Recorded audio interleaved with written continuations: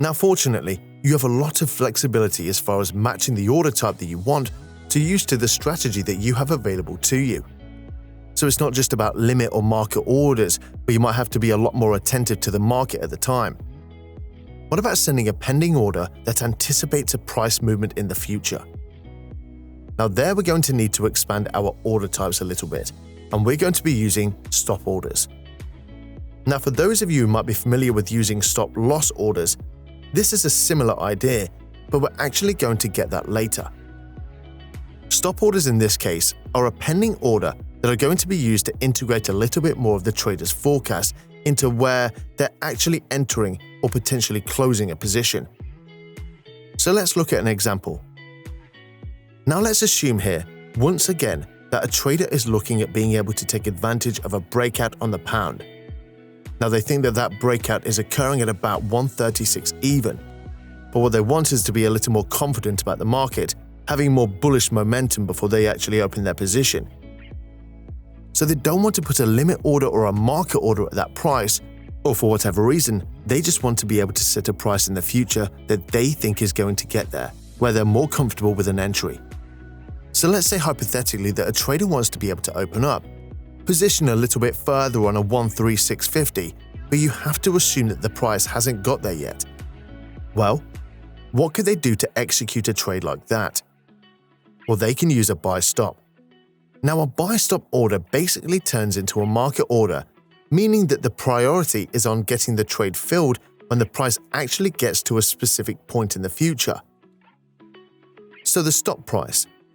So let's say that in this case, that the trader decided that they wanted to open their position at $1.3650.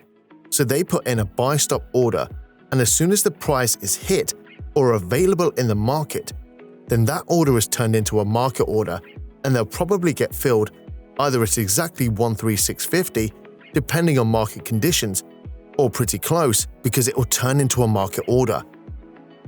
So the priority is making sure that they get a fill once that price has become available in the market. Now there's another approach here. What if they're still pretty confident, but they want to have more control over specifically where they get a fill? So again, the market is breaking above 136, and they put in another order at 136.50. But maybe they're a little bit concerned with market conditions at the time, or something that might be adverse to them, or they can't be there when they think that their order is likely to be filled. Well, they could use it by stop limit. Now the idea here is pretty similar. The idea is to make sure that you're putting a stop price. So you're going to assume that that's 136.50. So the trader has designated that that's the point at which they want an order to be created, and what kind of order? A limit order. So in this case, they're saying that when the market gets to 136.50, they want a limit order to be activated to buy the market at 136.50. Now these same orders are available on the opposite side as well. So a trader who wants to be able to short the market, well, they would put in a sell stop limit or a sell stop order, depending on whether they are more concerned about the specific price that they are getting, or if they're more concerned about just making sure that they get a fill when the price is hit in the market.